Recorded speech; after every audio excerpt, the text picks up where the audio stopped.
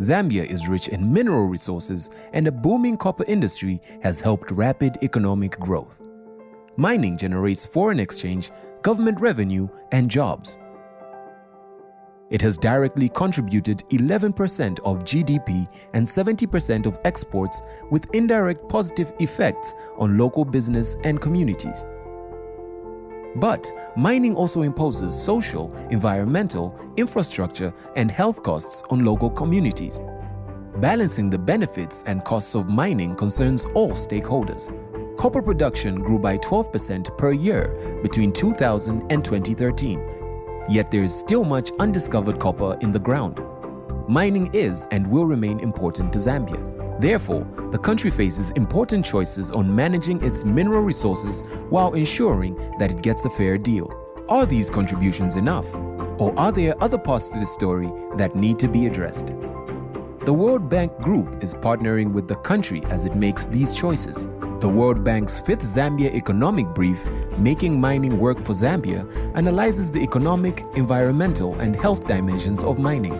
We aim to inform public discussion. It is not to prescribe one policy or another. Mining companies have contributed 16% of governmental revenues over the past 4 years. Thanks to the billions of dollars invested in the past decade, mining production and tax revenue could double by 2019. But this production will taper off without new investment. How can the country design a tax regime that attracts new investment while making sure that Zambia gets its fair share from its mineral wealth? This requires a thorough analysis of different taxes and their effects on production, profits, and revenue.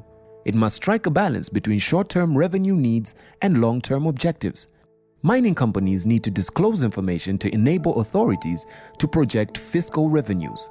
The Draft Mines and Minerals Act is an excellent opportunity to effect the necessary changes.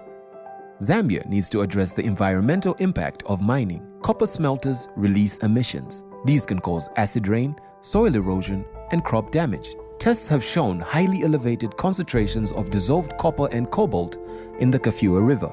Pollution extends to food as well. But this need not be the case.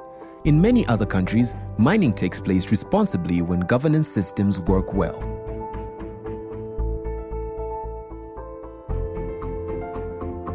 Without action by both the government and mining companies, public health effects can be substantial.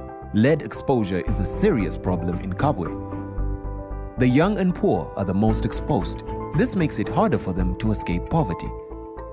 These are some of the issues that government, civil society, and the private sector ought to consider to make mining work better in Zambia. Here are some questions to consider.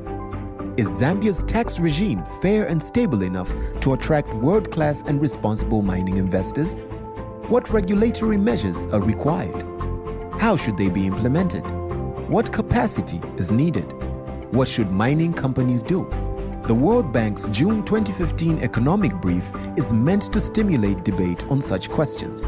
It will help Zambia improve its economy and better share its wealth while protecting the environment and its people. The Zambia Economic Brief is available at www.worldbank.org/Zambia.